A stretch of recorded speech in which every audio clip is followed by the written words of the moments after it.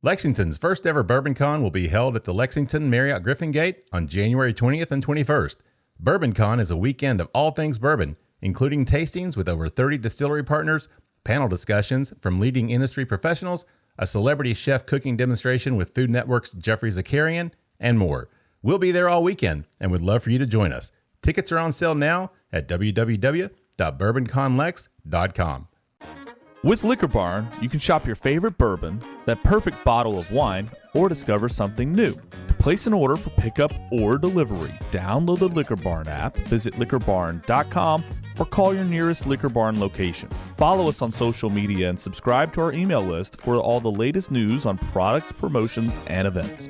Liquor Barn, where Kentuckians go to celebrate life. Cheers!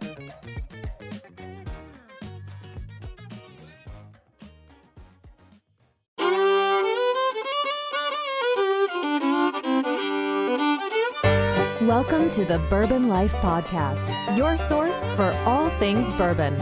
Join your hosts, Mark and Matt, as they drink and review bourbons, share news about upcoming events, interview the who's who in the bourbon world, and, most importantly, bring you along for the fun of living the bourbon life. Now, here's your hosts, Mark and Matt. All right, everybody, welcome back for another episode of the Bourbon Life Podcast. I'm your host, Mark, and tonight, in person, around the night's flights, the flights of the round table. No, what is it called, Matt? I can't remember. Flights of the round table. All right, thanks. I can never remember what you call it. TBLPC FOTR. Oh, my God. Anyway, we're all here. The Bourbon Life crew is here. We are having our Christmas extravaganza. So we got Philip. How you doing, man? I am doing great. I'm happy to be here tonight. Matt, how about you, man? I thought our last one was the Holiday Extravaganza. Oh, maybe we should call this something else. Yeah, this is the Holiday Special? No. I don't know. We'll figure. We just title it Shitters Full. by the end of it, we'll have some sort of name. But the sleigh bells are ringing. I can hear the holiday spirit coming in. We had Christmas music earlier. We had a delicious. Well, we're celebrating Taco Tuesday today, so we had delicious Chewies. So that was kind of fun, wasn't it? Yeah, nothing like getting the Yuletide spirits right. Like Taco Tuesday. Speaking of logs, thanks for bringing your nuts, Matt. Oh yeah, my nuts came. Your nuts are here. Oh yeah, we appreciate that. It's been a long time since we've got to enjoy your nuts. Yes, I was trying to say this, but my wife was like, "Is Matt bringing his nuts?" So thank you for bringing your nuts, Matt. It just wouldn't be the holidays if I didn't bring my nuts for everybody. It's not. If Matt doesn't share his nuts with everybody, it's not quite the Christmas season. So, and Chad, lest we forget, Chad, welcome. Hey, thanks for having me. We had tacos. We had, I'm not having Matt's nuts, but my girlfriend is excited to have Matt's nuts tonight once I get home. So you're taking Matt's nuts home with you. I am, and she'll probably be happier for in a his bag, no less. Oh man, wow! This episode is off to a wonderful start. So, but hey, we've had and please remember to silence all phones and pagers. I hit the wrong button. you have a payphone? What is it? A payphone? Payphone bank? Bank around here somewhere? Yeah. No, I can't believe I'm the one that had to remember it's called a payphone bank. Thanks, Matt. On my beeper. Wow. Yeah, I can't get a cig. This is Caesar's Palace. Welcome. Anyway, we're having a good time already. You can tell, right? Oh, yeah. Yes. Oh, yeah. So, yeah, we had maybe a drink or two and had some fajitas and some tacos to celebrate Taco Tuesday for our, whatever we're going to call this, holiday special extravaganza. And Matt's all dressed up. I wish we had pictures, man. Matt's all dressed up with a fancy sweater, got his beanie on. Chad just got too hot because he had to take his beanie off. So, Yeah. But Mark, how are you? We didn't ask. Oh, well, hey, thanks for asking, Matt. I'm doing really good. If you can't tell, I'm off work for the next 6 days. So, yeah. What are you, lucky dog? Yeah, exactly right. So I'm going to drink tonight and just drink and just have a great time. I may sleep in the basement. I may sleep on the flights of the round table. You might have to sleep in the tonight. basement. Might not even be by choice. My wife may not allow me back upstairs. At least she gave you dinner before she put you I know, down that's there. true. I got a belly full and I got some great drinks and good friends down here, at least till you guys leave me. Well, speaking of great drinks, But we need to tell everybody that we are the Bourbon Life Podcast presented by BourbonCon this week, which is an event coming up in January at the Lexington Marriott's Griffin Gate. So that's going to be a great time. Check them out online at BourbonConLex.com. We'll be out there. Matt, we're going to do a live, I can say live. We're going to be doing a live recording out there on Saturday. So that'll be fun. We're going to do a podcast out there in front of a live studio audience. So we're going to have a good time out there. So you guys check them out. It is BourbonConLex.com. So we appreciate their sponsorship. We appreciate all of our sponsors. So with that said, Matt, where were we going before I interrupted you with that? Oh, we're drinking. We're drinking. What are we drinking tonight? Well, no, it's blind. That's right. This is Oh crap! That's right. the blind extravaganza. Yeah. So And this is your pour. This is what Matt brought. This I brought. So we all decided that in the holiday spirit, we were going to all bring a bottle and we're going to be blind for the holidays. blind holiday everyone else into trying whatever we brought. So, it's always fun to do that. I love these things. Love doing it is. It's a lot of fun. Blind. I feel like it's so rare it happens for me anymore. It's great to have good guests on and to hear all about what they're distilling or what they're producing, what they brought for us to drink and hear the story behind it.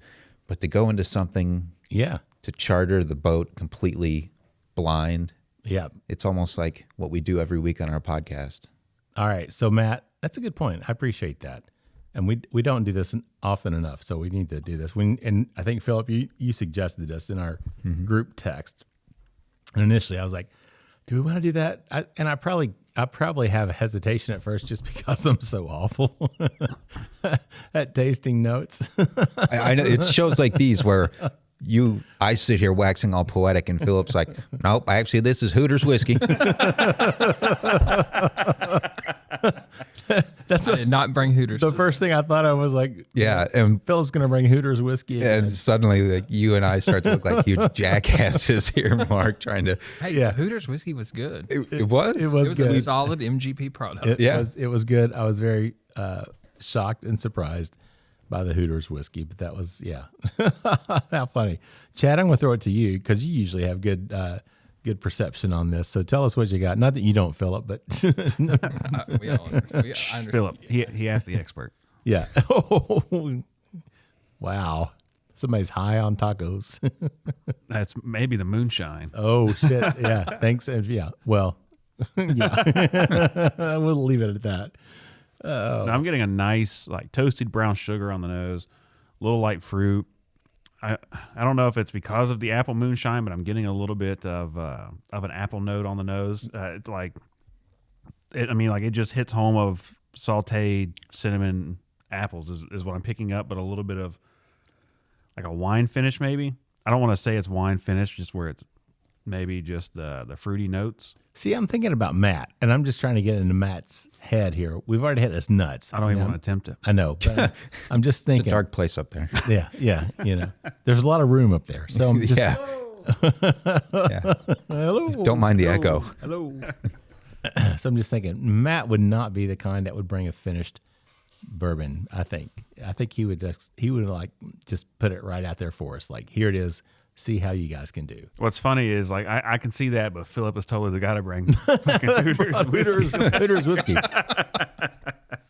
So I almost get like a little bit of wood oak on it, maybe a little bit. I don't know. Do you get that? I get a little oak. I also get I get a little bit of that grassy rye. I feel like it's either a high rye bourbon or this is definitely a rye. See, I'm either leaning towards like a whiskey blend, okay, or that it is a rye whiskey that has been finished in something. Finished in something. Interesting. A little bit of tobacco on it. Mm-hmm. Huh. And it's, it's kind of like an amber. It's a lighter. It's not like a super dark, like a super aged. I don't know. What do you guys think? No, I mean, like 4 to 5 years probably. Yeah, I'd say that. Yeah. Not a high proof. It's definitely non-age stated, I think. And Matt told us it was under 107 proof, but I think it's probably just from the nose lower than that. So I've actually never had this either. Oh, okay. So Matt, what do you get? Let's ask you. What do you get on the nose, man? Which is why I was curious to break this one out. All right. This is a freshly cracked bottle tonight. I pick up. There definitely is the oak. We were talking about the oak on it. Yeah. I think it strikes a nice balance where it's definitely not over oaked, but there's a presence of the oak inside of it.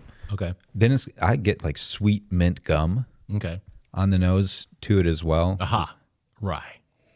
Oh, it's definitely a rye. There's definitely some corn in it as well. Like a sweetness like a vanilla or like a toffee or a nougat kind of creaminess Okay. in it as well. Kind of like a churned ice cream sweetness maybe. I'm gonna throw this out there. This is just an obscure note because when I sat back and like finished my drink, it's what hit me is like the iced oatmeal cookies, not like homemade good ones, but the cheap crappy ones like the Little Debbie's. No, like, but it's a nostalgia. Like those are good, but Yeah. like those are really good for what they are. Sure. Right. I get Yeah, you. it's got like that nice vanilla icing, kind of like baking spices, clove and cinnamon on it as well. Yeah, I gotcha. I really, really quite like this nose. Yeah, Yeah. I like the It's nose. I agree with that. Yeah. No guesses on what it is yet. So, guys, let's talk about some stuff. What do you guys want to talk about? Hey, I got an idea. What's that, Mark? Some big news that came out here recently about Lisa Roper Wicker. You guys know who she is? Who? Oh, come on. Of course, former master distiller from Widow Jane. That's exactly right. She's probably one of the best known unknown master distillers out there, I think, right? Mm-hmm. I would say. I mean, I'd agree with that.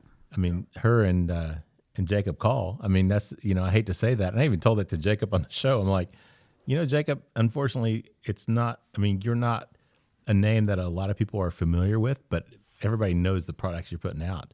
And you've put out so many products and you've distilled for so many people, but nobody knows and associates your name with those, unfortunately. And I think Lisa, kind of the same way, man. Just a ton of experience and ton of great products that they've put out.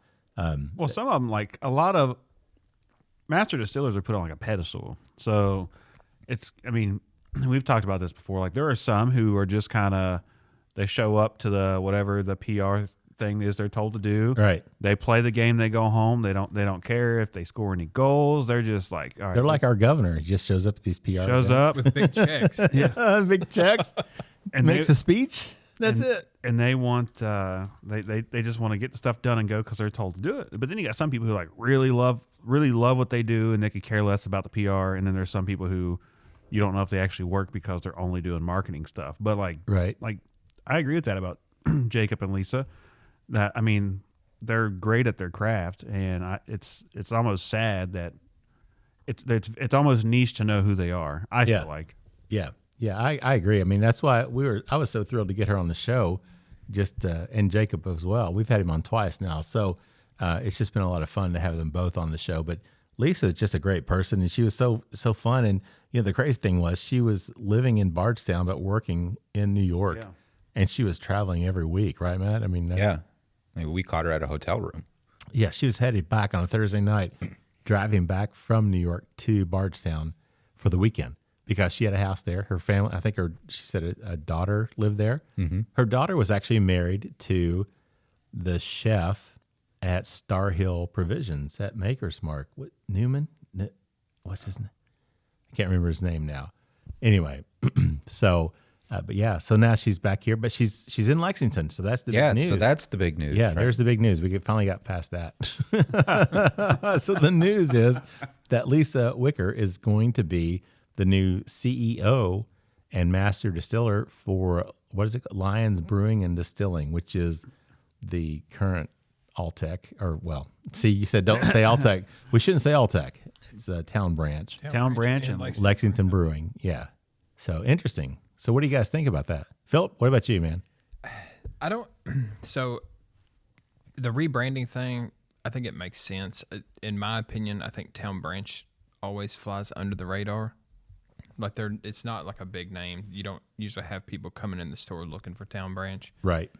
Now, on the other side of that, the Lexington Brewing, I think. Yeah, their beer, that's that a bourbon big name. barrel ale. Like they're that's one what of the they're known first. for. Like that's a big name. Yeah. So I don't know. I would kind of question that if they're going to do away with the Lexington Brewing Company name, just because I feel like that's a known Kentucky staple. Yeah. And I will tell you, we had Mark Kaufman, who's the master distiller I don't know what his status is now. I'm not sure. But we had him on the show just a few weeks ago, right, Matt? Yeah. And recently. I'll be honest, years ago, I was not impressed with what Town Branch was putting out. It wasn't, you know, I mean, it was okay. But when he was on the show, everything we had that night was actually really good. I couldn't agree with you more. I was very impressed to the point where I thought that their products, especially at the price point, stand up to just about most anything else on the market. I don't want to say I was surprised, but I was surprised. I mean, because what I'd had before from Town Branch, I was just like, yeah, it's okay. And that's what, I mean, we'd never had them on the show because that's one of those situations where you're just like, we have somebody on the show. How are you going to tell them, yeah, we're okay with your bourbon, but it's not that great. So I was happy we had him on and got to kind of experience what they're putting out now because everything we had was really good. Chad, do you agree with that, or what do you thought? I would agree with it. Excuse me. I would go as far as to say, I mean, they've got a very unique profile, and it's a very standard mash bill. It's like 75, 12, 13. Yeah. And I think in some ways it reminds me a lot of a Bulleit product, just not quite as harsh of a bite where some of those were all the type of barrels they use for the aging at Bulleit where it's just like sucks the life out of the juice. But I tell people that all the time, like, you know, this is where I think it's leading. And we did have a 7.5-year-old barrel pick at work, and that thing was freaking delicious for $50. And cask strength at 119 proof. So, I mean, and their single malts are great. Their American single malts are fantastic. But I think people are stuck in the old, what they had years ago when they first started distilling stuff and laying it down. I think they got a bad taste and people just haven't given them a shot. But I mean, they've come a long way. Well, and I was one of those. Go ahead, Phil. Oh, I was gonna say I'm a huge fan of their rye. I think their rye whiskey is very good. Oh, it's very good. Yeah. Well, it was funny because Mark really, I mean, he's not really trained as a master distiller. It was just, you know, he worked in the brewing division, and like he shared with us on the podcast, it was kind of like, hey, we're going to do this, and you're going to be the one to do it. I mean, it's kind of the story, right, Matt? Yeah, he's like a jack of all trades. Like, something needs to be done. Yeah, Mark will take care of it. So I wonder, maybe that's it. I mean, maybe they're bringing Lisa in and rebranding, and Mark. See, I think of rebranding is we were just talking about how people are sleeping on Town Branch, and I think it might need a rebranding. Yeah, same labels, same bottles. Everybody's going to think like you just overlook it, right? Because you've seen it on the shelves forever. It's never been moving off the shelves. You've never seen it marketed before, right? It does have a low price. Sure. Especially in these current days where 90's the new 50. To see these bottles at like 35, their cask strength at 45, right? Mm-hmm. People might be overlooking it strictly on price, thinking, oh, that's... Yeah. You might I'll be spend right. a little bit more and get something that I know, when really, like, that's some sleeper material right there. You know, with Lisa coming in, I mean, because she's kind of flown under the radar. I mean, she's doing great work, but she's always kind of been under the radar. So maybe, I don't know if they're going to bring her in and try to, everything's going to blow up, or if they're going to bring her in and Lisa's like, I'm comfortable coming into this. I'm going to be in Kentucky. I'm going to be happy with that. And I can work with this brand and just still kind of fly under the radar. I mean, do you think? I don't know. Yeah. I could see both sides of it. I could see her coming back to Kentucky being like, yeah, it's my time to shine. You know, I finally get to help like revitalize or, you know, I don't want to say repurpose this brand, but kind of just take it in a new direction.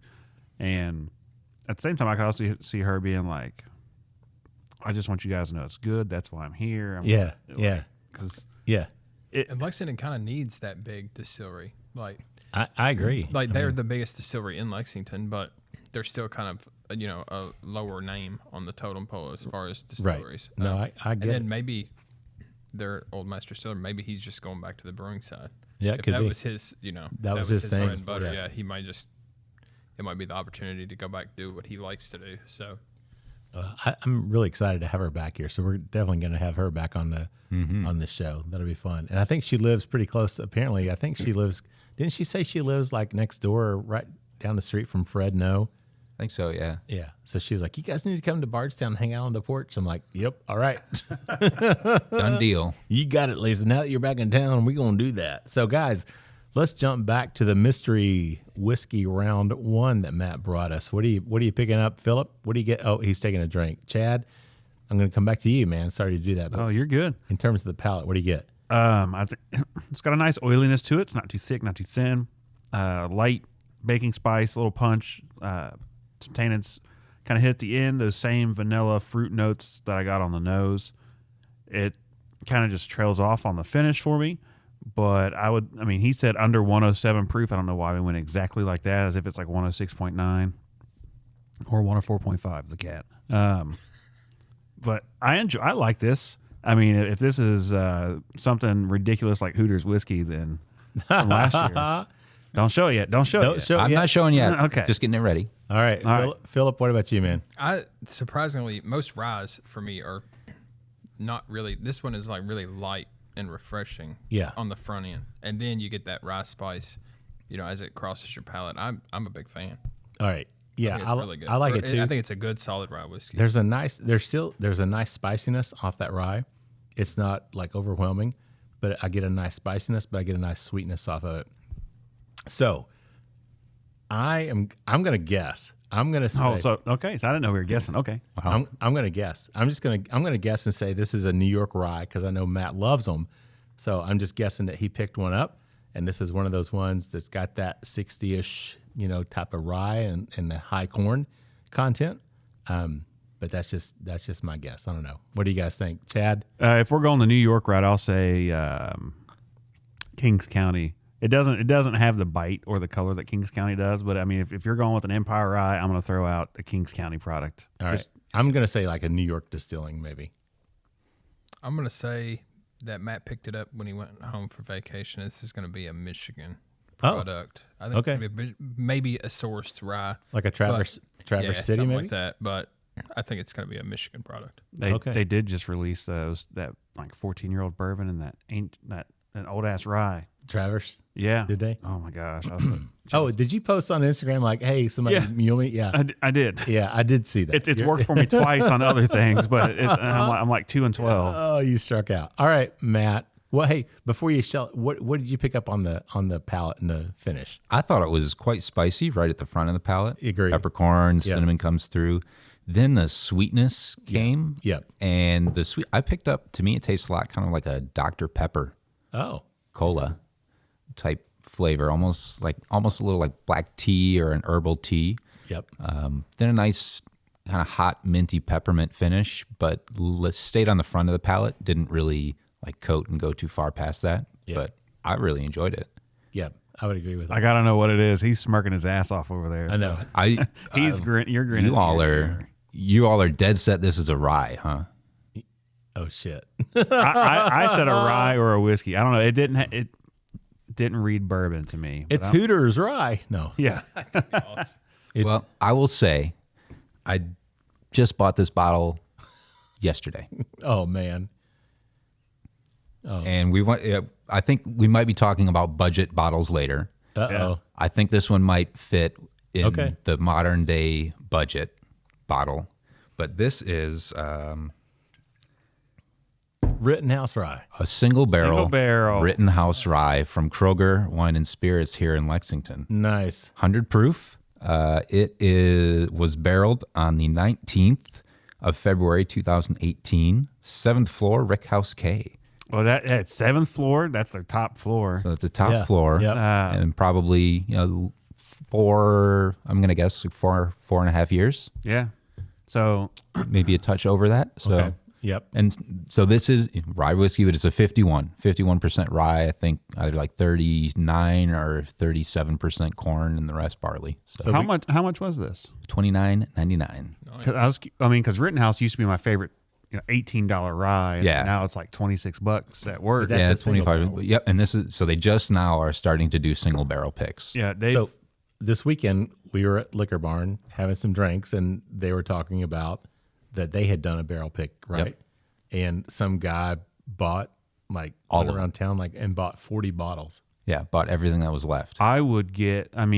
I like that. I like for $30. $30. Yeah, I would definitely buy that. That kicks the shit out of Sazerac rye any day of the week. Yeah, crisp. Yeah, it does. Crisp picked a hell of a barrel. This is good. Mm-hmm. Well, good on you all for picking rye out on that one. We got rye, but we got but I was saying Empire, which is still in that 60-ish. So I was a little bit off, but Anyway, Part of me was hoping, like, I knew it wasn't Kings County, but part of me was hoping he would pull it out and be like, because all their stuff's aged in like 30-gallon barrels, so it's always super dark and like bitter and like cinnamon forward. We'll do that another show because I am actually amassing a good amount of Kings County. I love Kings County. Nice. All right, guys. Final thoughts then on the Rittenhouse Rye.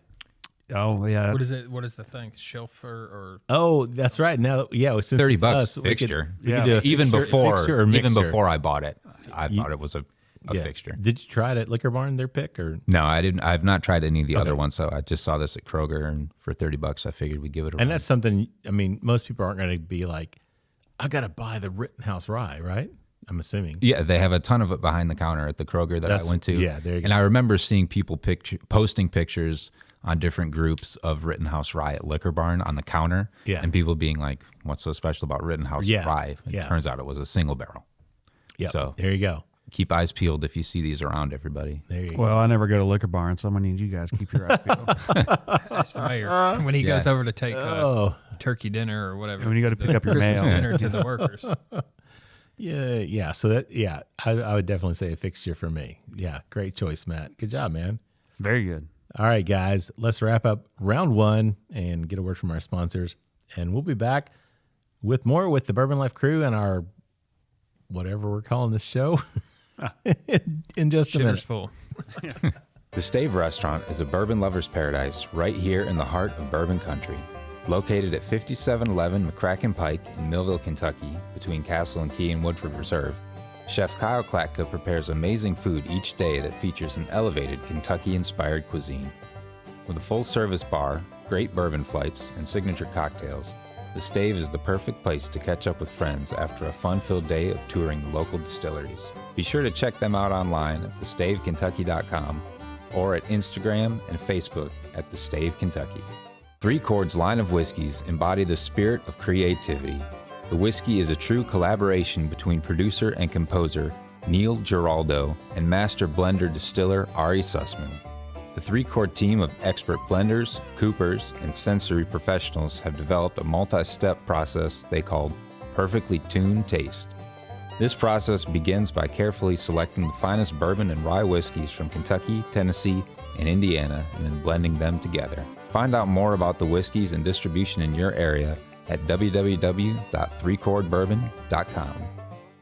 All right, everybody. Welcome back for the second round of the Bourbon Life Podcast. I'm your host, Mark, and with me live tonight in person around the Flights of the Round Table, my good friends, my buddies, my friends.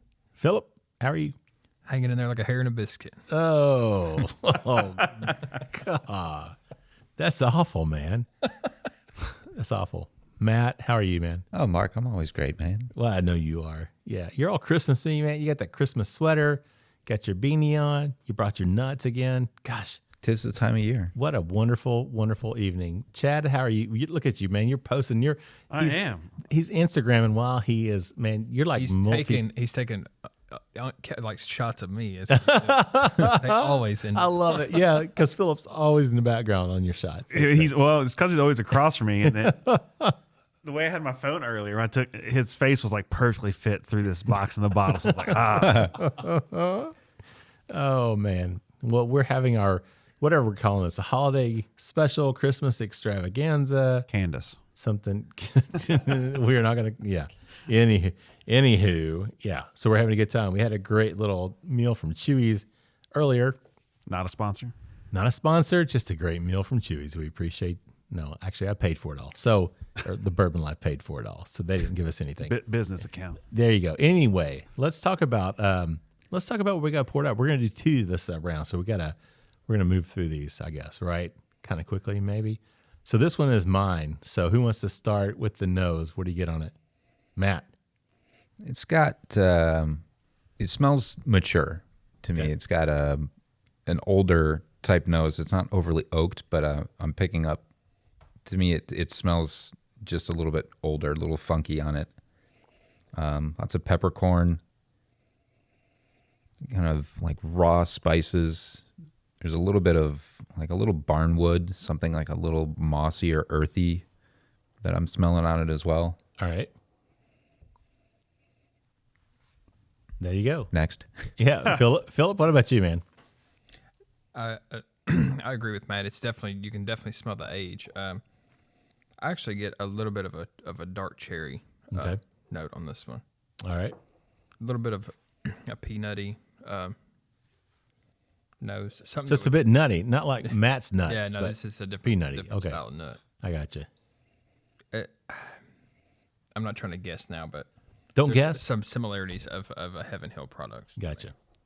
Chad, what about you, man? I'm going to echo what Matt said. The barnyard, the grassy oak note definitely in there. I could see the cherry that Philip's getting.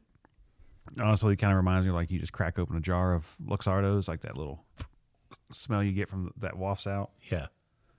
I get there's a hint of a malt in there and a bitterness on the nose. Not like ethanol, but it is bitter. I don't know if it's from the age, from the oak, or if it's, what it's aged in. Yeah. But I'm not going to guess finished rye because that Rittenhouse in the last round really shocked me on the nose. But Yep. No doubt. Very surprising. I don't know. I'm trying not to read too into this like I did last time, so I'm just going to take my time with it. All right. For me, yeah, I get the oak. That stands out to me on this. Some age to it. It smells like the cherry. That kind of stands out. A little bit of nuttiness, like you said, Philip. I think spiciness as well, Matt, that you mentioned. I get a little bit of that on this nose as well. So, but that's about it. That's all I'm going to say at this juncture. Has anyone tried it yet? Yes. But we can't talk about that yet. No, I'm not. No tasting notes. No. I'll say it's a little underwhelming for me to the nose. I got you. Yeah, the nose to the palate. I got you. That makes sense. But we'll come back to that. So, hey, this round, what do you guys want to talk about? Mark, I've got an idea. Chad, let's hear it.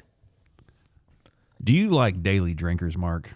I love daily drinkers. Do you think daily drinkers still exist, Mark? That's a great question because our running theme and joke here on the podcast is that 90 is the new 50. Yep. So I don't really know if there's anything out there in terms of daily drinkers, if you're talking about cost affordability, I don't know. Matt just kind of blew our mind there, I think, or at least mine, with this Rittenhouse Rye at that price. I think it's cost is,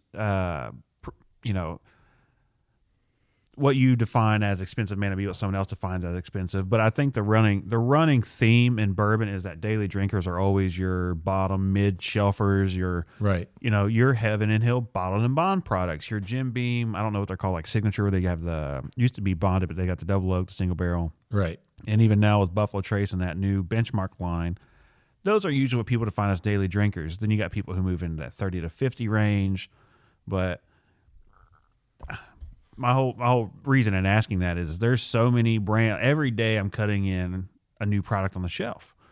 And it's, there's a ton of MGP brands out there. There's a ton of, and there's going to be, this is just the start of it because Bardstown Bourbon Company is coming online. Right. And a lot of these brands are just now getting their products to the age they wanted. Same thing with Green River.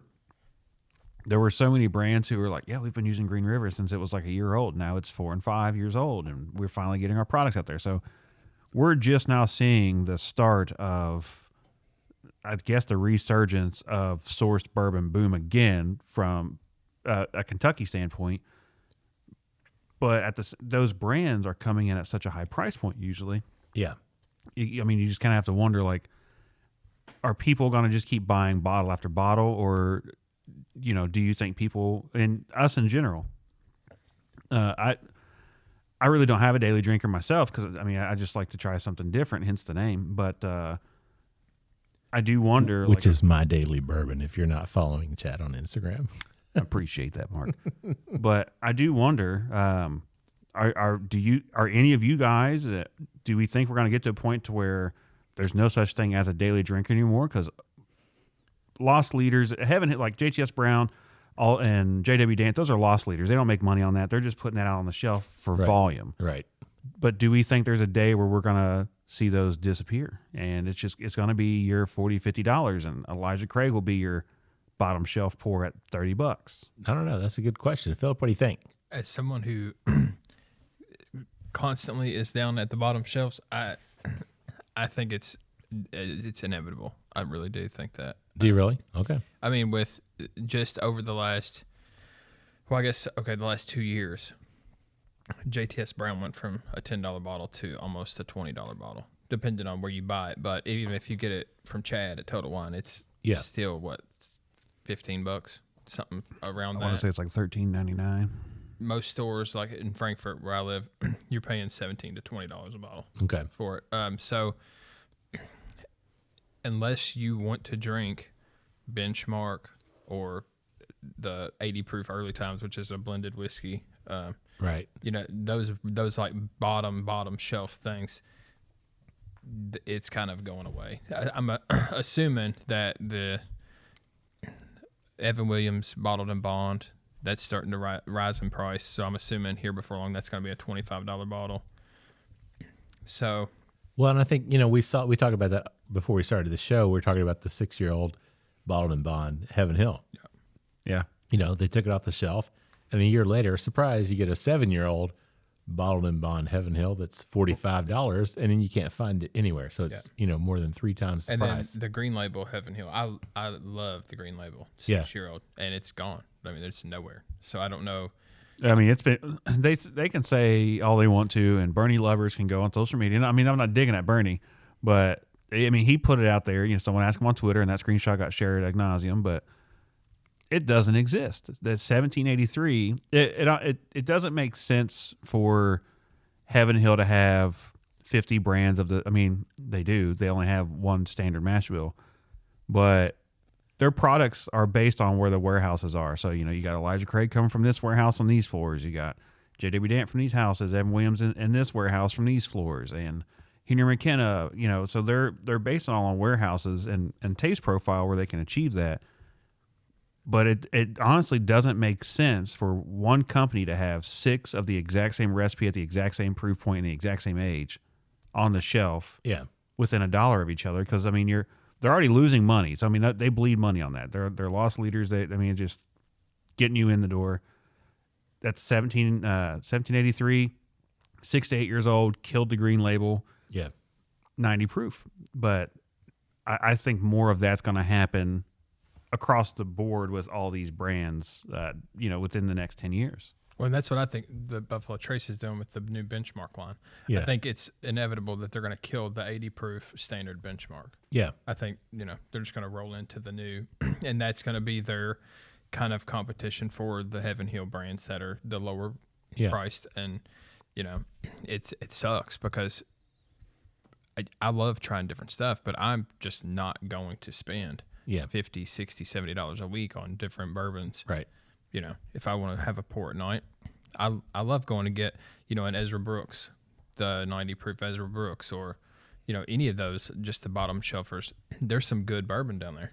And it's really good bourbon for the price. But as they keep increasing the prices, it's like everything else now.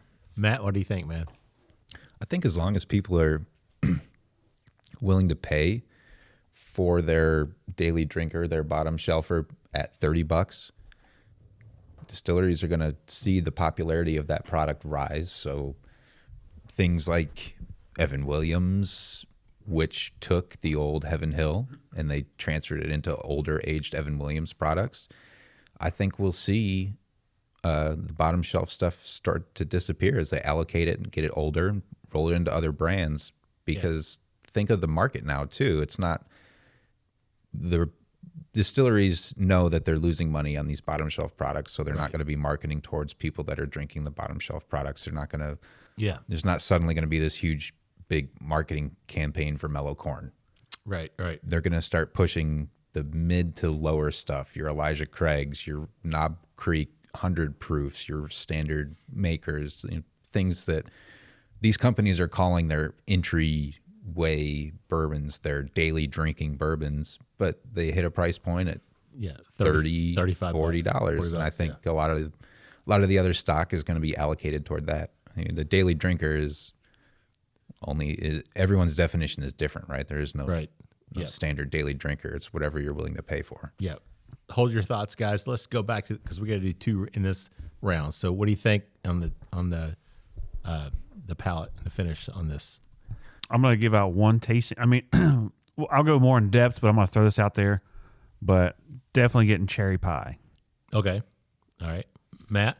I get a lot of peanutty flavor. Peanut, vanilla. It's almost like inside of a Snickers with that nougat peanut, maybe a little bit of caramel. It's like a dry peanut brittle type flavor with vanilla, kind of a tannic finish. Yeah, a little bit. Comes back to haunt, maybe not in the best way. Yeah, I got it. What about you, Phil? I agree with exactly what Matt said. I do get kind of Chad said the cherry pie. I do get that pie crust, but it's very nutty and it is very tannic.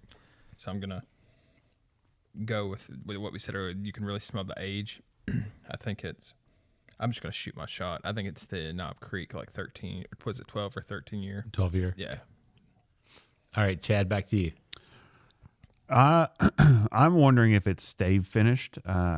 Like if this is a product that has like random staves in it, but it's just when you first take a sip, it's like literally someone punches your tongue with cinnamon and bitter oak, and then it kind of blossoms into some floral notes like honey and tea, but then it gets very dry, comes back. And you get the baking spice rolling out into some fruit, and that's why I said the cherry pie, because it really just kind of hits you on the back end. But I'm not sure what. Do you like it though? I like it because it's tannic, right? I mean, yeah. Well, I mean, I love a tannic whiskey, but yeah, I like it. All right, so you guys want to know what it is? We're gonna have Matt's guess. I know. I was trying to avoid it here because I really don't know. But to me, it tastes. I get like something about it says Knob Creek, which makes me think like, could this be like one of those weird off like Jim Beam signatures, or like one of those weird Jim Beam? But could it also be like a pinhook? I don't think so, but like maybe one of, because it tastes old, it tastes tannic. It does. But, all right, here, dropping hints. Think about me. Think about what I like. And you were onto it initially. Well, you told us it was less than 100 proof. Is it the Heaven Hill 17? No, but it is a Heaven Hill product. Is this just Elijah Craig? And it's old. It's is old. It the old William Fitz? Heaven Hill? Huh? The William Heaven Hill? No. No. It's Elijah Craig 18. Okay. Oh shit! 90 proof. Huh. Yeah. Hell yeah. Interesting. Yeah. So there you go. So don't go out and spend $220. I would spend $220 on this. I like it. I wouldn't spend that on it, but I said the taste was very underwhelming, and that was with the first sip. I would say that I would spend $100 on it. But yeah, but not more than that. All right. So there you go, guys. That's really interesting. I have an older bottle of this, old label, which is different. They're completely remember they're all different. single barrels. Yeah, this is single barrel, right? So that's funny. I would have. I never would have guessed Elijah Craig 18, right? No. I mean, it fits the flavor profile though. The flavor profile's there, but Yeah. at 90 proof, it just completely throws me off. I mean, just if it was maybe at 100, if it was barrel strength, then maybe I'd be like, oh, okay. I'd be like eating a wood chip. I know, but that's the thing. That's the problem, I guess, right? 18 years, it doesn't. It's gonna be, I don't think it punches through enough. Yeah, it doesn't punch through the tannins enough on this one for me. Yeah. So there you go. I think that'll work. Elijah Craig 18, guys. Hey, well, thanks, Mark. Hey, yeah, appreciate that. I like that. You're welcome. Kind of The nose is definitely signature Heaven Hill. It is. Yeah, you nailed it, Philip. Great job, man. All right, so we're on to Chad. So let's.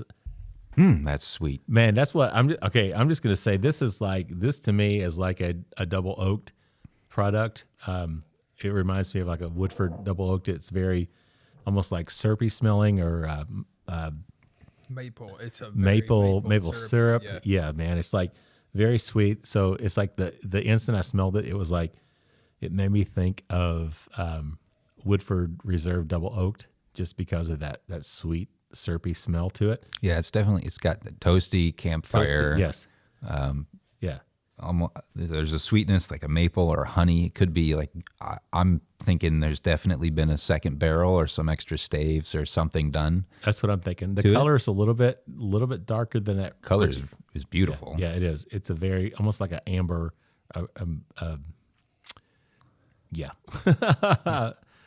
very, very nice color there. It reminds me of like Killian's Red. That's what I was trying to find. Well, no, because years ago, that was like one of my favorite beers to drink. Killian's Irish Red was a Killian's. I loved drinking Killian's. I'm not digging that at all, but I mean that's I 100% see that. Like, that's the part. Like, yeah, this paint that could be a paint name for the wall. Like, yeah, Killian's Irish Red, right? I mean, that's like, Philip. What do you think? What do you nosing it? What do you get? It is very, very sweet. Yeah, I do get that maple syrup. I'm starting to. I get a little bit of a mint. I get a little bit of oakiness to it, a little bit of wood to it. I don't think it's old, but maybe that's just coming through with that toastiness that Matt was talking about, kind of like a toasted oak. And I'm wondering with the color. Chad's laughing. I thought you were laughing. I was like, I feel like this is I think you were on with the double oaked. I think it's a secondary barrel is definitely involved. I know. It's like, So let's jump back to our conversation, guys, because I was thinking about that, and in terms of the pricing, because I mean, here's the thing. I think distilleries understand and realize that their target market is shifting, right? So back in the day, you had the old guys going in and they wanted to grab their handles off the bottom shelf and pay $15 and get a 175 and be content. So these distilleries continue to put out these lower priced bottles that they could do, but now they see people paying $600 on the secondary for some of their stuff, and they're like, hey, we can increase the price, we can change the labels, we can tweak this or tweak that, and we can make a lot more money. Think also where the industry and where things are going too, and this is not me saying that I think that bottom shelf products are lower in quality, taste bad, or aren't good. And they're bottled under, I'm not saying they're bottled under a crappy name, thrown out there under a cheap price because they didn't fit the profile or anything. But now distilleries can take these products and they can age them in another barrel and make a completely different product. Like, how do you hide bad whiskey? Right. You put it in another barrel, you put it in a blend, you do something different with it. There's now this whole market for people that want secondary finishes, different stave profile finishes. And again, this is not me saying they're hiding bad whiskey or that bottom shelf whiskey is bad whiskey and that's why it's down there. But maybe they're taking some of this product, or they could be taking it and just going a completely different route with it, finishing it, calling it a different stave profile, putting it in different barrels. Those are called limited editions, Matt. Well, and I see what Matt's saying, and it's kind of like the craft beer boom, because at one time it was Bud Light, Miller Lite, Right. You had your Sam Adams, but then all these craft beer distilleries came online, or breweries came online, kind of the same thing. They always do weird, stouts and porters and different flavors and sours. I think it's kind of the same thing. And I feel like you have your big boys, they're taken away from the bottom shelf and they're focusing on the limited edition, Knob Creek 18s, or they're setting stuff back for these limited editions. Then your smaller craft distilleries are like, how can we compete with that price point of Knob Creek? And then they're coming up with the secondary finishes and blends and things like that. So, I mean, I see it. I see where it's going, and I respect the art and the craft.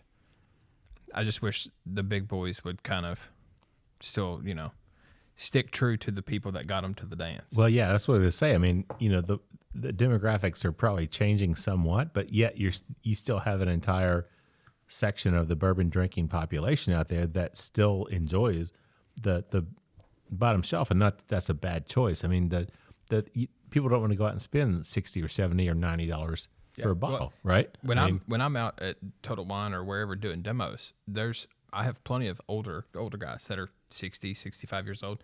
They come and try it. Yeah. And they're like, hey, that's good. Yeah. But they're like, but I'm not paying $30 for that bottle. Right. Give me 2 cases Kentucky Tavern. I'm going to go get my Kentucky. I'm going to go over here, or I'm going to go get Jim Beam White Label. That's what I always drink. Right. That's what I'm going to stick with. Right. So, yeah.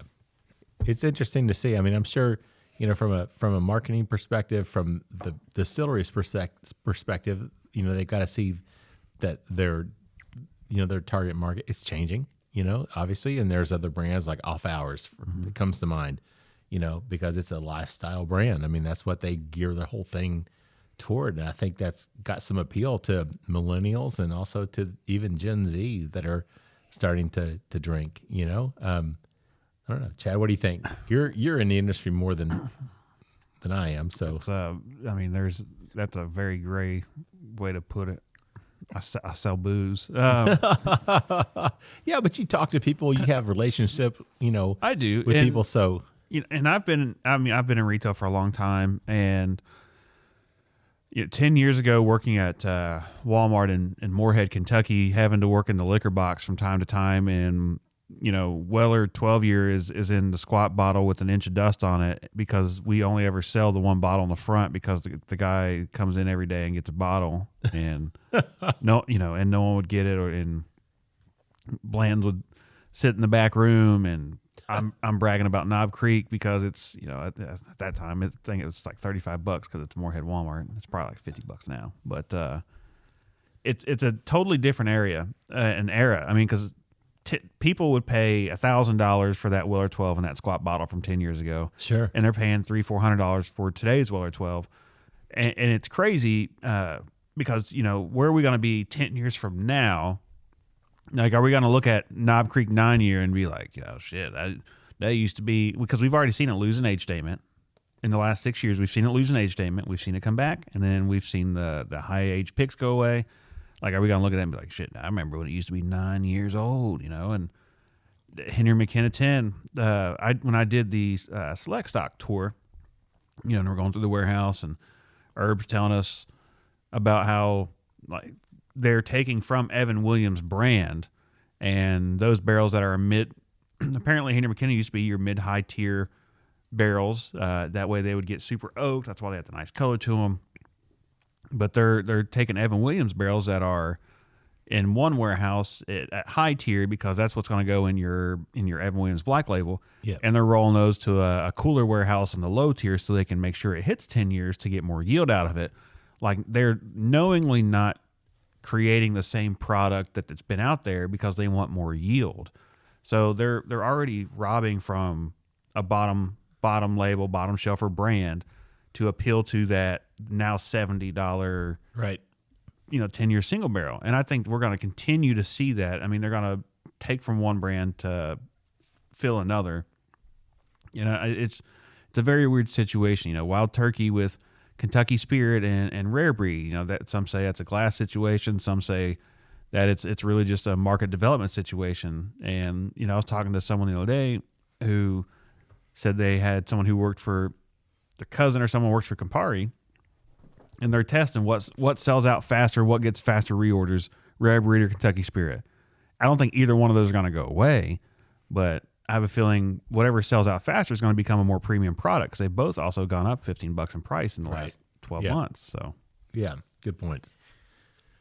We can carry this on to the next segment if you want to, but sure. I don't understand. Like, I know the boom, I get that, but living across from Buffalo Trace, I just can't comprehend that every day, 7 days a week, there is a line to get into that place just for a chance to get a bottle of Blanton's. Like, okay, the hype is real, man. I get it. Bill Goldberg, there's believe the hype. But I just yeah. And I've seen people post on Facebook that I used to, work with or go to school with, and I'm like, you don't drink, and you've got 3 bottles of Blanton's. Like, what is the deal? Because I can sell it for $110 on the secondary market. I don't even know that people could even flip that much anymore. Yeah, I mean, it's like having a Toyota Supra and not being able to drive stick, man. Yeah, it's all about the clout. Yeah. It's mind blowing to me how they built that hype. And then I have a friend that works at Buffalo Trace, and so they're looking at potentially they're wanting to be able to fill 1,500 barrels a day. Like, that's their goal with their expansions. Where is all that bourbon going? Because Buffalo Trace is the most allocated product in the world. Oh, yeah. I don't know, man.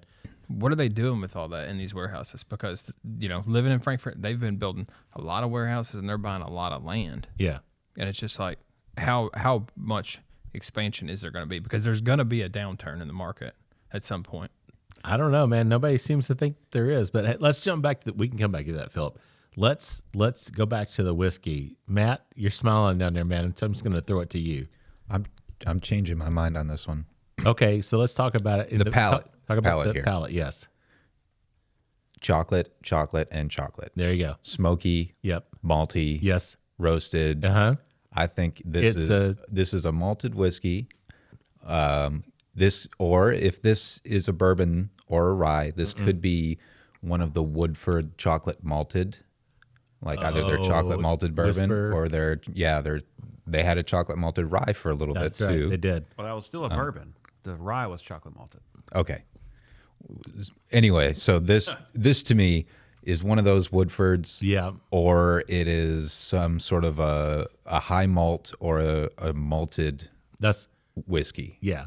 So But it's delicious. I Philip? think a lot of them are a little bit too much coffee for me. Not this Yeah. one. I agree with what Matt's saying, but I'm getting a lot of rye.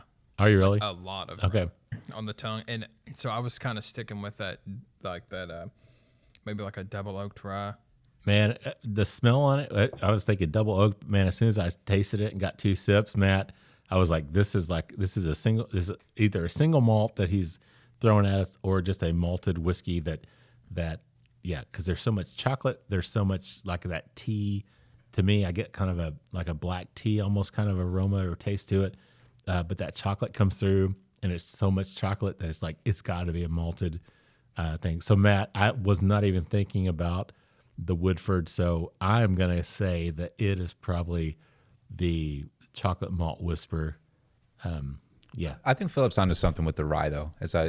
Do you? Okay. I'm sitting here and so much- sipping it. there's Yeah, so much rye. There's some spice coming through. What about Chad? Chad, you said you never had this, right? Yeah. I've never All right, had this. so- No, all right. I literally like Matthew over here, like Mateo. I picked this bottle up yesterday.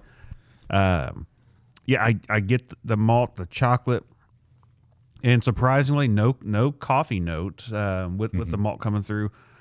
It has a very nice baking spice punch, tons of nutmeg, tons of clove, light vanilla and fruit on there. And if I can scoot back, You can scoot back, grab that bottle. I'm Yeah. going to guess. I'm going to say Seagram's double oaked rye. Seagram's? Yeah, Seagram's double oaked rye. I didn't even know they had a double oak rye. I don't either. are you ready for this? I'm ready. Yeah. New Riff Aroostook 6-year malted rye. All right. Go. So everyone's right. Everyone's right. Nice. Very nice. Very, very nice. All right. $8 well spent, Anita. Yeah.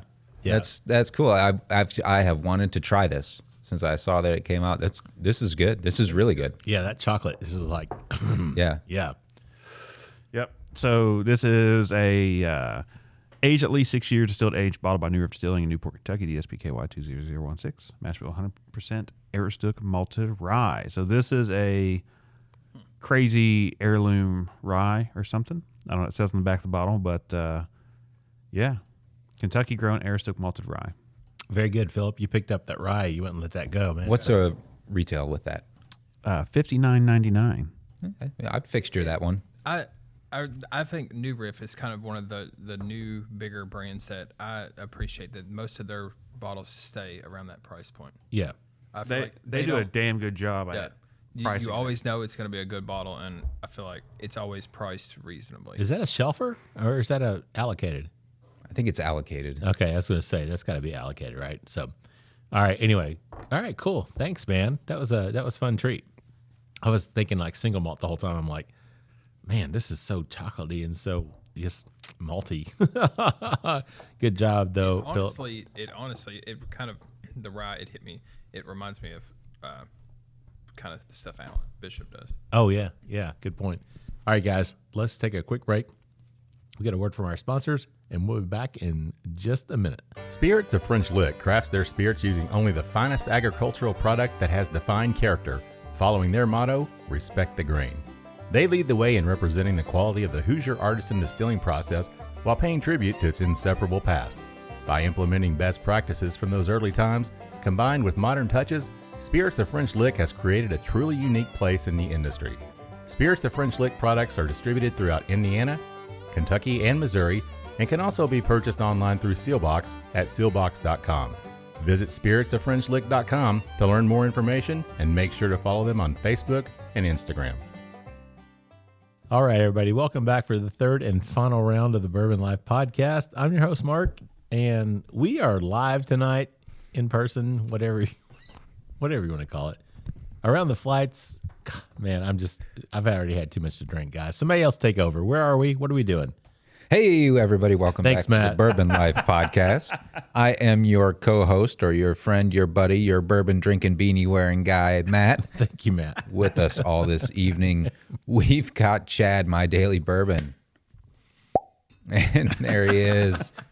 Philip, Bourbon Hunting KY. How you doing? Doing good. Oh, man. All right, Mark. I got no sound effects. I'm just happy to be here. Thanks for taking over. We're happy to have you back, Mark. We're glad you didn't leave us for this third and final episode. Yeah, Thanks for sticking around, Mark. Yeah, you deserve a round off. I mean, I think you deserve a round off. Yeah, it's always weird when the host gets up and leaves his guests. I know. Yeah, that's true. But thank you, guys. I'm glad to be here. Yeah, we are back. And this is our final blind of the night, brought to you by Philip. Fill me up, Ellison. So I will say it's not Hooters whiskey. All right, it's not Hooters. Is it Arby's whiskey? No, you know, I did look that up. No, you had to order that online, and it was I was in line. I was in line putting in my right. credit card info, and I got snaked. My page would never load. I got to add to cart, and it was just like spin. So this is not a fast food establishment. Okay. Whiskey. This is not a restaurant pick either.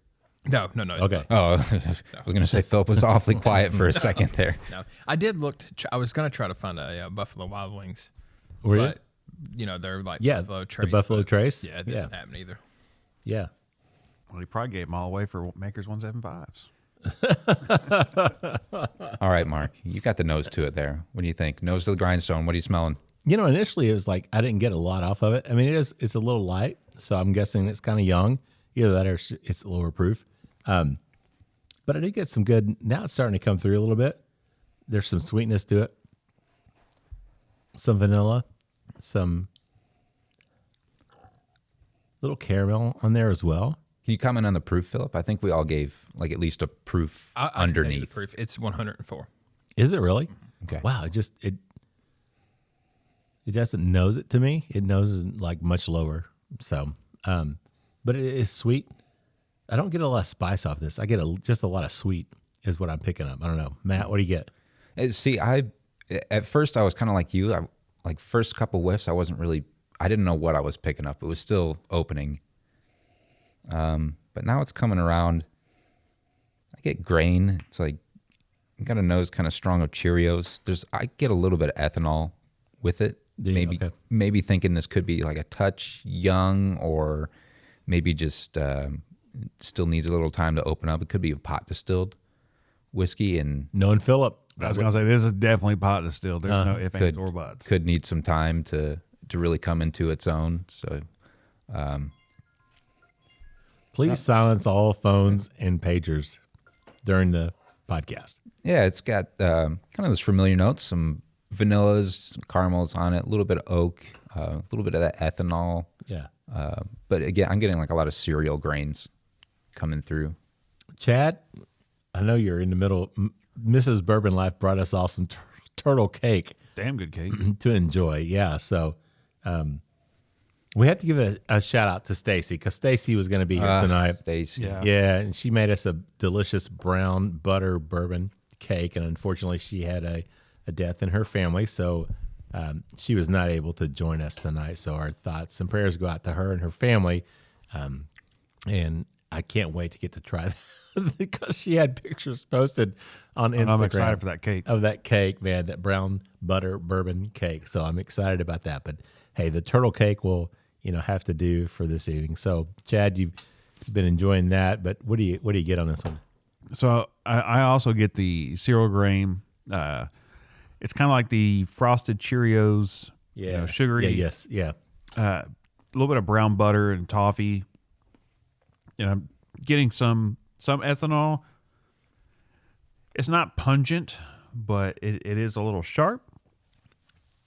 And I don't know. There's a bitterness on the nose. So like every time I felt like, hey, been a bitterness on the nose, and we've ended up with except for yours, because yours was just old. But Surprise. mine and Matt's were rye, and I got a little bit of a bitterness on there. So now I was going to say my logic is broken because one third of it is wrong. Mark, what are you getting? Oh, we went through. Oh, Philip, what about you? I was going to say, Chad. Founder of the feast here. What do you pick up on this? For me, it's very caramely. I do get some a little bit of corn. I get that almost like not necessarily hay, but like it's kind of like a dry grassy note, Like an alfalfa grass, like buckwheat or something. Buckwheat. That's kind of like a good descriptor of it. I do get a little bit of that caramel from the barrel. I would say, I'm guessing like 4 to 5 years. I don't know the age, Gotcha. so but I would say like a 4 to 5 year old. But I Yeah. definitely don't think it's not a rye. This is definitely like a bourbon. Yeah. Well, guys, we don't really have a topic. I got a question to pose to everybody here. Great, Matt. Go ahead. Since we're doing our holiday episode, Yeah. let's do a little role play here. Uh-oh. All right. All right. You're invited to a holiday party, and you want to bring a bottle with you. Do you go one of two routes, and why? Do you bring kind of the lowest shelf, leave it there? If people want to enjoy it, go ahead, have fun with it. Do you bring lower shelf? Okay, so maybe a couple different routes here. Like which way do you go? Do you bring There could be 3 or 4 routes to go here. Hold on. bottom shelfer, leave it on the table, kind of hide it behind some other stuff? If he comes home with you, great. If you leave it there, great.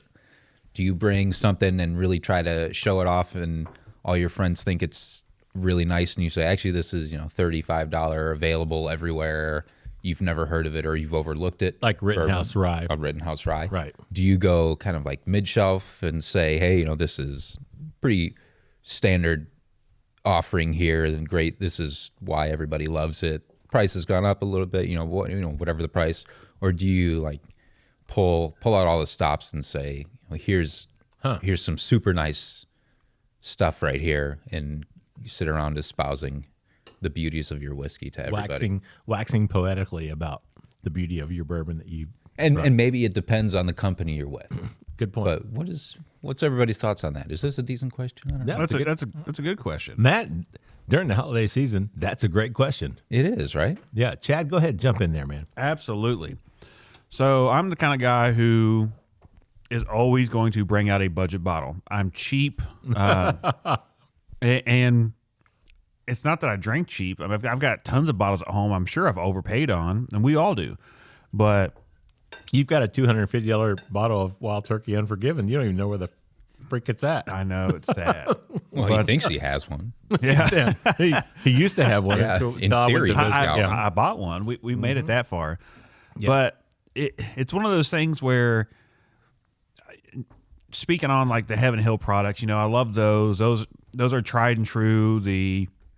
Benchmark really isn't bad. If you're going somewhere and you need a mixer, Benchmark really isn't that bad of an item. If it's going to be people mixing with Coke or whiskey sours or old fashions or something, hell, 99% of the place you go to is going to have that as their well. Now, I'm not going to go Kentucky Tavern or Gentleman or Old Crow. I do have standards, but I'm going to be bringing a bottle of Green River, 3550 where I work, 5.5-year-old, 90 proof bourbon.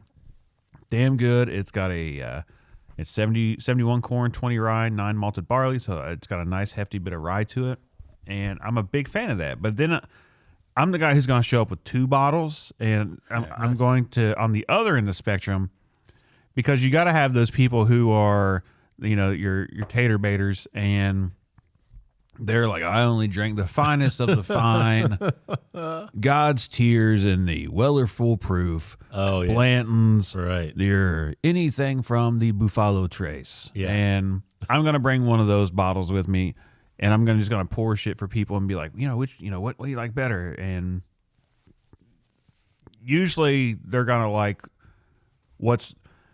if it's a higher proof item and it blows out your palate, they're going, it's too hot. It's too hot. I've poured like Stag Junior for people, and they've hated it. And I'm like, Wait, it's Stag Junior. What's Stag Junior? Mark, let me tell you about pre-2022. I don't know what the Stag Junior is you speak of. Back in the day, back when I was a youngster, when I was 30. Yeah. But it's crazy. That's why I love blinds, because it takes all that out of it. But right. Green River is one of those things where I feel like you can throw it in front of anyone, and they're gonna like it. Blanton's fans are gonna love it. Elmer fans are gonna love it. But I just think that having a fancy, crazy bottle that people are gonna chase, and not saying like, ha ha ha, I've got this, you don't, or it sucks, right? But just that, don't spend secondary, or time is money. I mean, you could save your time and get a great bottle like this, enjoy it now, put back that money that you would spend on secondary, and maybe buy a nicer, even more allocated bottle down the road. Sure. Good point. Philip, what about you, man? I'm kind of in the same boat as Chad. Nobody's going to invite you to a party, right? Yeah, Is that what you're going to say? exactly. Yeah, so you're not. I don't. Yeah, this is all hypothetical. I don't go to parties. Yeah, I'm not going to be showing up with 2 bottles, but I think it depends on the crowd. If I'm going to, a get together, say like with my wife's friends, and I know they know I like bourbon, but if I'm going to show up and there's only going to be 2 or 3 people that drink bourbon, I'm going to bring something that's, probably in the $20 to $30 range. Maybe even something a little cheaper, maybe like a Evan Williams bottled in bond, something like that. Be like, have you ever tried this one? Because most people haven't. If they're going into the store to buy bourbon nowadays, they're looking at the, and her friends have messaged her and was like, ask Philip what I should buy. That's in the $50 to $80 range. Sure. And I'm like, okay. So for something like that, I would probably just bring a bottle in that mid-range. Now, if I was coming to something like with you guys that are bourbon enthusiasts, then I'm looking at, bringing something nicer. Maybe that's nobody's tried, or something that's kind of off the wall, where you all have experienced palates to where you could appreciate the nuance and understand the value of it. Majority of the time, I'm not bringing something to a party that's going to be a rare or hard to find bottle. So that tells me that what he's poured blind is not rare or hard to find. Actually, I don't. You can't buy this bottle anywhere now. Oh, You just lied on the air. wow. No, I said I would bring nice bottles. But for he you guys. knows he knows we're going to appreciate whatever he brings. I would ask Matt a question, but he's like making love to his turtle cake. Yeah. So I will go as far as no one can buy this bottle now okay. anywhere. So here's my take on that. Look, I mean, people are like, "Hey, Mr. Bourbon," and that's the thing. It's like, I'm sorry to interrupt, but I'm curious to hear your take on this, because you're the guy that shows up to a bourbon release and goes home and brings $200 bottles and Mark rare allocated. Mark is like the homie of all homies. It's why he became the mayor of Liquor Barn. Yeah.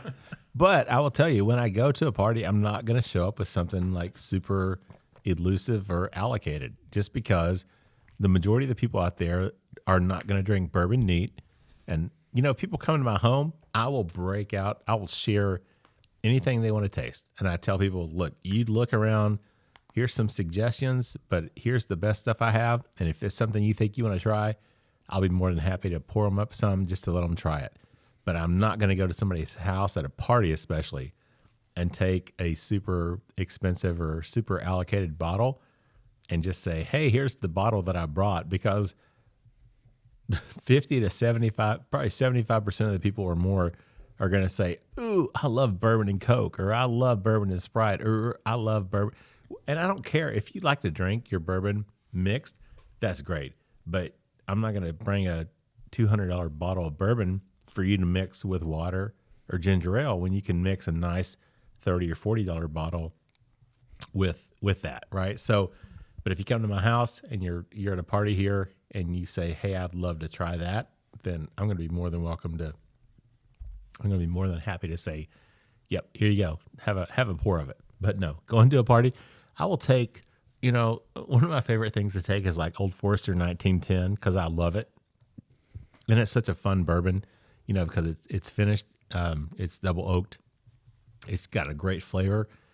I'll take that. I'll take Woodford Reserve double oaked as well. I mean, those are two bottles that are, and that's a decent. They're like $50-$55, right? So it's not like they're cheap bottles, but you can find them, and that's another thing. I want to usually if it's people that don't drink bourbon on a regular basis, if they might be interested in it, I want them to be able to find it. I don't want them to be like, "Oh, I can't find a bottle of this anywhere." So something like that, it goes over well, and you can put a cube of ice in it. And if people want to mix it, they can. But anyway, that's kind of my take on it, Matt. No, good take. All right, so you guys want to talk about this whiskey? Chad, you've been sipping on it, man. I can see your wheels are turning there. So They are. And so we've had a theme tonight with, 2 out of 3 being rye. And I don't know that I'm leaning to this being rye so much as just, what'd you say the proof was? 104? Yeah, 104. So it's got a lot of spice for 104. There is a touch of ethanol. I honestly probably would put this around like the 110 range. Had you not told me, I would have guessed 110 plus. I'm thinking 4-ish, 5-ish years, just based on the grain coming through. But really rich baking spice, honey, tea. It's got some nice florality to it, but I don't know. You always bring some weird shit, so I'm really trying to rack my brain here of like what is. And he said we can't buy this, so you could at one time, but you can't now. I'm trying to think. I've had this bottle unopened since sometime in 2020 or early 2021. okay, huh? I don't know. Confused. Matt, what about you, man? What do you think? I think it is a higher rye. I get some spice right up front. I do think it is a bourbon because there's a lot of sweetness, a lot of corn. The rye spice to me is more cinnamon and peppercorn. I don't get a ton of the floral notes. I don't get a lot of spice notes with it, kind of otherwise than just some heat. I'm actually opposite to Chad, where I thought it drank lower in proof. Like first couple sips, I thought it was like I thought this could be hidden as like a high 80 proofer. It was just drank low, drank kind of easy to go down. I do think it's pot distilled. It's just funky. It keeps changing on me. See, I was thinking that, but then I'm thinking 36% rye MGP single barrel or something, just because that higher rye content. But I don't. Yeah, you could be onto something like one of those, an MGP high rye. Yeah. Gosh, I don't even know where to think of this one as, but I don't know. So something about it is still funky. Yeah, I like how the unknownness of it, like it. Something's drawing me to this. Mark's got a look on his face like he might know what it is. No, I'm just thinking, man. It's like it's so oily. It's a little. It looks young in the glass. It noses. Initially, it nosed young, but there's just so much sweetness now coming through on the. It's very decadent on the nose. Yes, and on the palate, it's like so spicy, like a. But I think the whole pot still thing is still there. So I mean, are we guessing now? Do you guys have a guess? Let's throw it to you, Matt. You start it. No. See, I don't. Oh gosh, I like Chad's high rye MGP, but gosh, I don't know. At the same time, I could almost see this as like a Michter's product, but I know it's not Michter's. Yeah. Okay. Chad? I'm going with an MGP product. I don't know.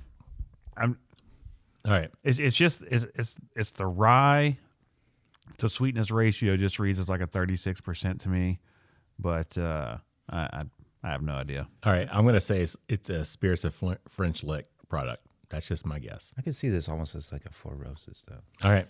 See, I was thinking Four Roses or Bulleit, but that's what led me to MGP overall. Yeah. All right. So you can tell us what we got? Is it a keeper or I want y'all to do that first. You never get that right. A fixture or a mixture? Yeah. Matt, what do you think?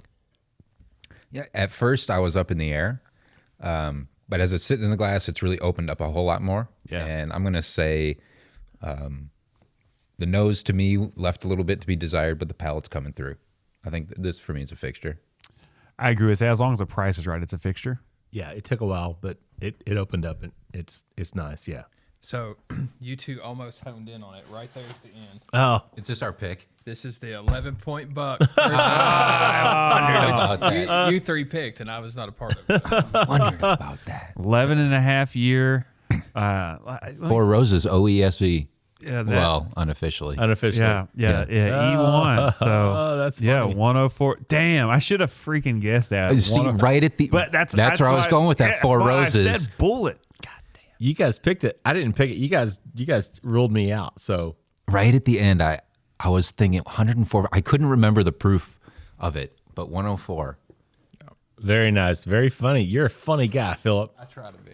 Yeah. Very nice, Funny man. how- That's funny that the nose fell through. Yeah. Yeah, because it was when we picked it that day, we were like, this one here, it smells the best. And Mark's like, I don't know, I like this one. And me and Matt were like, no, this is the best one. I got, like every other barrel pick I do, I got outvoted. Hey, And I'm right. You can't buy this anymore, right? It's gone, right? It is gone. It is Yes. gone. It is gone. Yeah. Down at Nashville. Nashville. Yeah. West End Liquors and Discount Wines and Liquors. Yeah. It's gone. And they've sold it out. I may have a bottle or two tucked away somewhere, but I think I got two unopened bottles. all right. Yeah. I mean, That's it's- good. That's good. That was fun. Yeah. That's nice to You're a funny guy, man. That's good. Glad we all weren't like, ooh, I know, it's mixture like, on that oh, one. no, That's a sucker. That sucks. Hey, but 11 and a half year, 104 proof for $65. Yeah. I mean, holy Yeah. shit. You can't You can't. I mean, beat that. That was a good deal, and that was a fun barrel pick too. We had a great time that day, man. So the 11-point buck. Now knowing what it is and nosing it, I'm like, yeah, that's exactly. Oh yeah, that's it. Yeah. Yeah. Oh, I finished mine. Whoops. Well, you just have to go to one of the 9 bottles you have in reserve. I don't have 9 bottles, Matt. He's got 24. Yeah, don't cut it short. Man. Anyway, Come on. guys, we're at the end of round 3 here, so let's wrap it up here. But let's get some final thoughts before we close it out. So, Chad, anything you want to say before we get out of here, man? Happy holidays.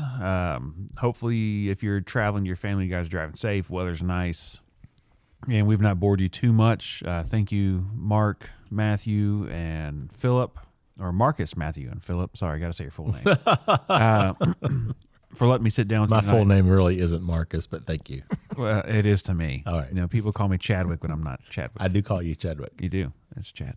But had a great time tonight. It's, I'm halfway through my 11-day stretch, and this is a great way to wind down and take a break from work. So I've had a great time. Thank you guys. Appreciate dinner. Tacos, moonshine, and lots of blind whiskey and cake. So, Yeah. hell yeah. Yeah. Great. Matt, as you take your drink of whiskey, man. Hey, to all of our listeners, thank you all so much for being with us this last year, or just this last episode, or these last 3 years, if you've been here that long.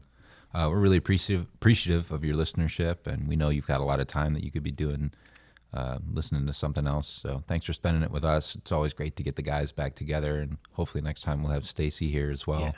But just thank you all so much. It's been fun. Anytime we get together, it's always a good time, and I hope you all can hear that we're having fun and enjoying the time doing it. I think they can hear that.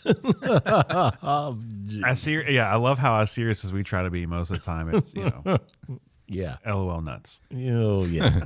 Matt, thank you for your nuts. Philip, what about you, man? I'm I always look forward to these nights. I have a great time hanging out with you all and tasting through this. It's always a good time, and these are my favorite episodes when we do the blinds, simply because you just never know, and we're never right. It doesn't matter what. Good point, man. We never get it right. So that just tells anybody out there listening, there's no true expert in bourbon. They can't pick out everything. I mean, you may know some things, but just enjoy it and have fun. Have a Merry Christmas, and I look forward to the next one. Yeah. You are the expert of your own palate. That's right. That's exactly right. Very well said. Well said, Philip. Well said, Matt. Yeah, so thank you guys for listening. We appreciate it. Thank you guys for Philip, Chad, Matt, for being here tonight. Had a great time. Always have a great time hanging out with you guys. I look forward to these, like Philip said, man. I love what we do. Matt and I each week doing the shows. But I love being able just to hang out and just not have to plan, not have to do notes, obviously. Just kind of fly by the seat of our pants and have a good time and drink and just have fun. So this is a lot of fun for me. This makes it worth it. There's no question about it. So we appreciate all of you all out there listening to us. Wherever you are, whatever time of day it is, we appreciate you tuning in and appreciate your support. We also want to thank all of our sponsors. And again, we're the Bourbon Life Podcast presented by BourbonCon. Check those guys out at BourbonConLex.com. It's going to be a great event in January. We hope to see you guys out there. We appreciate all of our sponsors, everything they do for us. And if you guys have any questions or comments, please feel free to reach out to us. You can email us at thebourbonlife@gmail.com.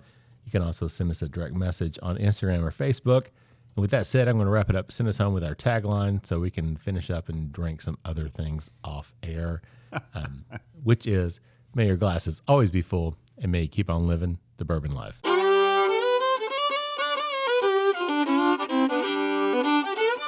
Thank you for joining us for this week's episode of the Bourbon Life Podcast.